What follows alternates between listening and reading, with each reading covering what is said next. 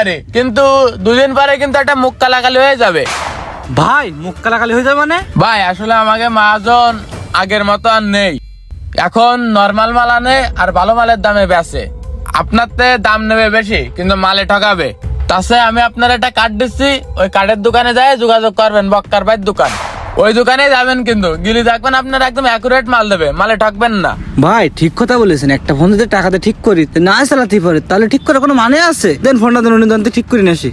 ও তাহলে এই কথা বলছে। ঠিক আছে তুমি বাসায় যাও, আমি দেখতেছি বিষয়টা। শালা ঘরের শত্রু বিভীষণ শুনেছি, আর আজকে আমি সচক্ষে দেখতেছি কাহিনী। জানোয়ারের কোনো সময় 1 টাকা বাকি রাখিনি, 1 টাকা কম বেতন দিই, ও আমার সাথে এরকম বেমানি করতেছে। এই জানোয়ার, এই বেচা কিনা নেই ওই না? ছাড়ি দেন ভাই, আমি কি করেছি ও ভাই? বিশ্বাস করেন ভাই, দোকানে কোনো বেচা কিনা নেই।